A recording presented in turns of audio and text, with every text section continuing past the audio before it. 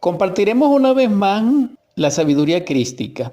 Ese es la esencia y propósito de nuestro programa. Pero ciertamente el propósito es que podamos nosotros en nuestro anhelo, en nuestra aspiración de la luz, lograr penetrar en los misterios de la luz. Ser copartícipe de ellos y vivir de acuerdo a ellos. Porque los misterios de la luz son los misterios crísticos. Porque el Cristo es la luz del mundo. Entonces, lograr la iluminación en Él es percibir lo real, la verdad. Porque Él también es, como hijo, testigo del Padre. Y nos vino a enseñar la ciencia del Hijo. Es decir, salvarnos. Entonces aquí aparece sintéticamente la obediencia, la suprema obediencia. Y también aparece el testimonio maravilloso del sacrificio de la vida por la verdad. Esto viene a colación porque hoy termina la Semana Santa, dijéramos, y ya celebrada viene la Cuaresma real, verdadera, porque esa que vivimos nosotros es convencional, pero es errada, porque según los misterios crísticos, verdaderos, luminosos, resplandecientes de la divinidad, comienza después de la resurrección, de muerte y resurrección, no antes. Sin embargo, es la exhortación que hago a la audiencia que lo quiera considerar, pues. Entonces no vamos a hablar sobre el misterio de la Cuaresma, no. Solamente me refiero a ella para hacer la aclaratoria, pero sí quiero expresar a la audiencia un alcance mayor del conocimiento crístico una vez más. Hay una palabra que debemos considerar dentro del conocimiento crístico y dentro del proceso iniciático en los misterios de la luz, considerando la palabra del Cristo, nuestro Salvador, cuando dice que es la luz del mundo.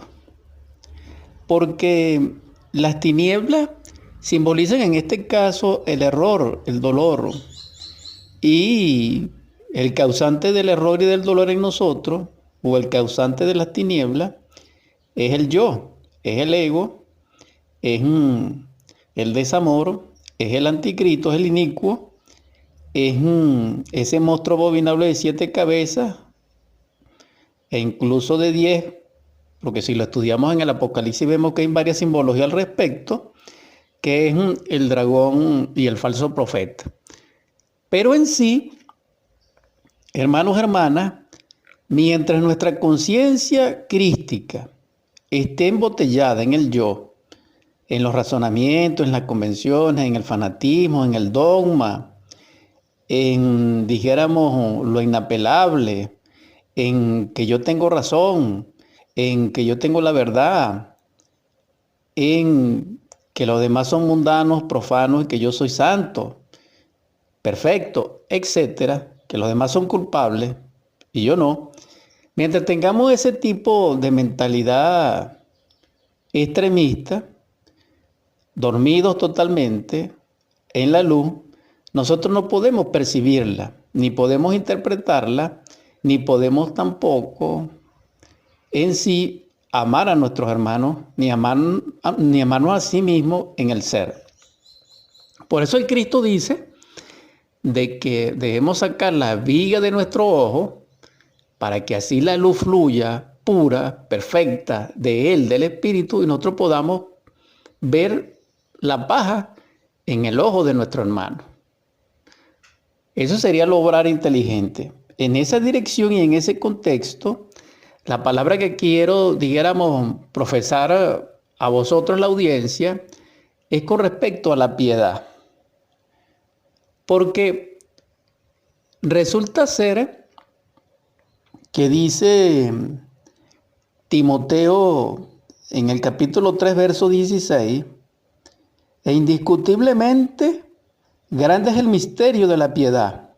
Dios fue manifestado en carne, justificado en el Espíritu, visto de los ángeles, predicado a los gentiles, creído en el mundo, recibido arriba en gloria.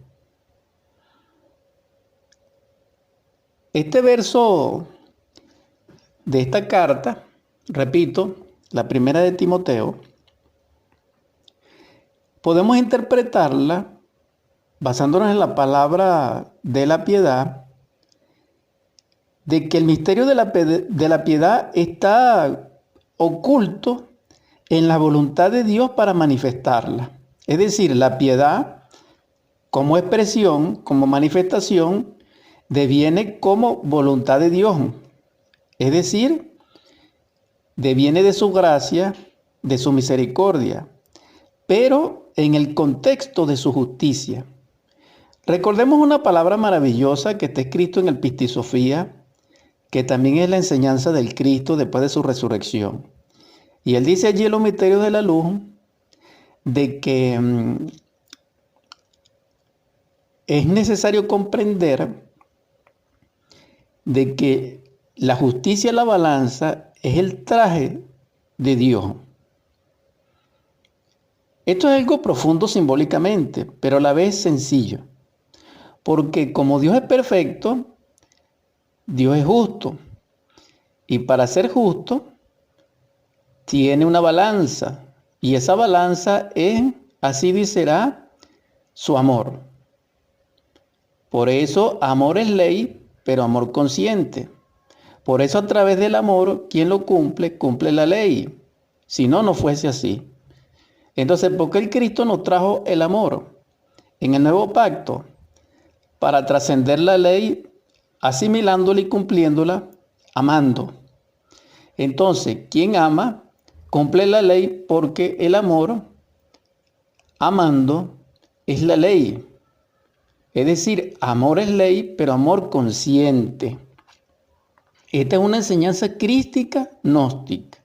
Entonces vemos que hay una relación, dicho por el mismo Cristo, y sustentada en todos los libros antiguos de la iniciación de la luz, o la ciencia pura, que es donde se estudian los misterios de Dios, manifiestos en la naturaleza, de que ciertamente el amor y la ley es un solo contenido. Donde hay amor hay ley, y donde hay ley hay amor. Estoy hablando de la ley divina. Pero esa ley divina está simbolizada en una balanza. Y esa balanza tiene dos platillos y tiene un centro. El centro está simbolizado con una espada, que es el verbo, que es el logo, que es la fuerza crística, que abre el espíritu y que rompe los huesos y que espanta a las tinieblas y que simboliza la voluntad, el fuego, etc. Pero esa espada, que es el dial, que es el centro, tiene a su derecha y a su izquierda o lateralmente los platillos de la balanza. Entonces vemos allí la ley simbolizada por una balanza. Pero la ley manifestándose en Dios es misericordia y justicia. Y esto significa la divina piedad y la suprema impiedad de la ley. Entonces vemos la relación que existe con la palabra la piedad. Porque la palabra piedad implica entonces la manifestación divina en la gracia de Dios y su verdad de misericordia para con el pecador y de justicia para el noble, para el creyente, para el iniciado o para el profeta. Por eso son dos platillos.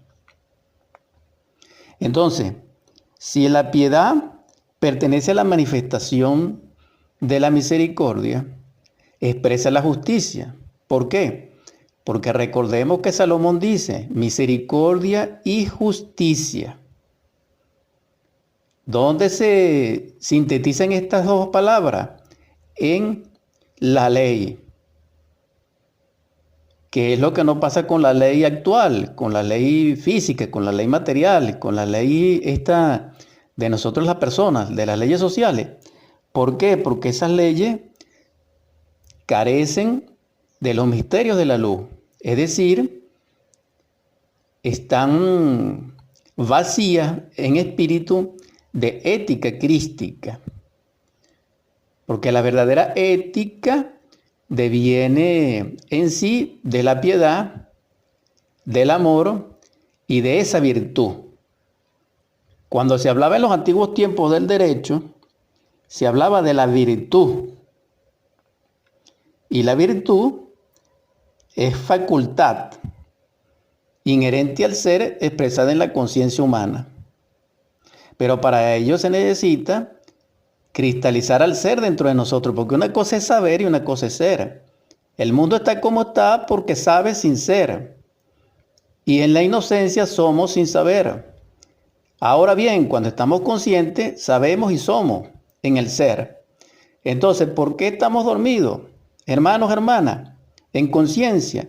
Nuestra conciencia está letargada, dormida, en estado de hipnosis, tanto individual como colectiva, porque ignoramos que ignoramos, porque nos amamos demasiado en el yo a nosotros mismos, y aparte de toda esta tragedia, es porque carecemos de amor. En pocas palabras, no tenemos el juicio interior liberado, no tenemos un autojuicio interno. Por eso no podemos juzgar a nuestro semejante. Porque al hablar de juzgar a nuestro semejante, debemos primero sacar de nuestro ojo la viga para poder ver la paja en el ojo de nuestro hermano. Pero más allá de todo esto, la piedad es maravillosa porque detrás de ella, o antes de ella, está oculta el misterio de la voluntad de Dios y de su verdad. ¿Por qué? Porque Dios, a través de la ley, dijéramos, descubre, saca a la luz todo lo que es, lo que ha sido y lo que será. Y tiene bajo su dominio y perfección, de acuerdo a la hueste de los Elohines, que Él les da ese poder como ministro de justicia, como ministro, dijéramos, de la ley en divinidad, llámese ángeles, arcángeles, serafines, etcétera, con el propósito de que administren ese misterio. Pero también agrega en el capítulo 4 Timoteo, en el verso